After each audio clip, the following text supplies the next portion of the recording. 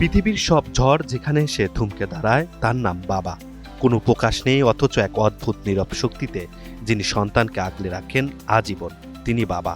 নিজের ক্ষয় দিয়ে হাড়ভাঙা খাটুনি আর কপালে জমে থাকা প্রতিটা ঘামের ফোঁটায় যিনি বুনে যান সন্তানদের সুন্দর ভবিষ্যৎ, সেই বটবৃক্ষের নাম বাবা। মুখের ভাষায় যিনি কখনো ভালোবাসার তীব্রতা প্রকাশ করতে পারে না, অথচ বুক পেতে নেন পৃথিবীর সব আঘাত, তিনিই বাবা।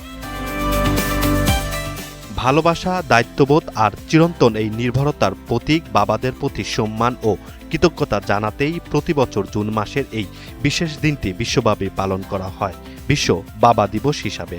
বিংশ শতাব্দীর শুরুতে মার্কিন যুক্তরাষ্ট্রের প্রথম যে সম্মানবোধের যাত্রা শুরু হয়েছিল তা আজ বিশ্বজুড়ে এক চিরন্তন আবেগের নাম। ব্যতিক্রম নয় বাংলাদেশেও। আজ জুনের এই তৃতীয় রোববার শত ব্যস্ততা একপাশে রেখে প্রতিটি সন্তান মেতেছে বাবার প্রতি ভালোবাসা প্রকাশের এক অলিখিত উৎসবে।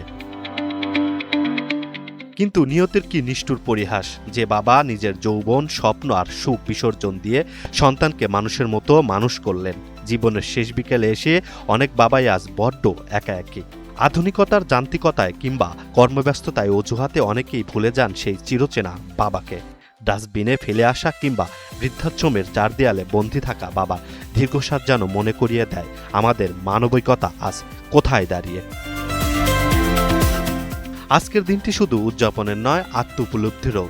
কবি যেমনটা বলেন, নিজের পকেট শূন্য করেও মেটান যিনি আবদার শত, ঝড় বাদলে আগলে রাখেন মাথার উপর ছাতার মতো, সেই মানুষটি আর কেউ নয়, আমার প্রিয় বাবা। বছরের ৩৬৫ দিনই বাবার জন্য, তবে ক্যালেন্ডারের এই একটি দিন যেন প্রতিটি সন্তানকে ঘরের চেনা মানুষটির মুখোমুখি দাঁড় করিয়ে দেয়।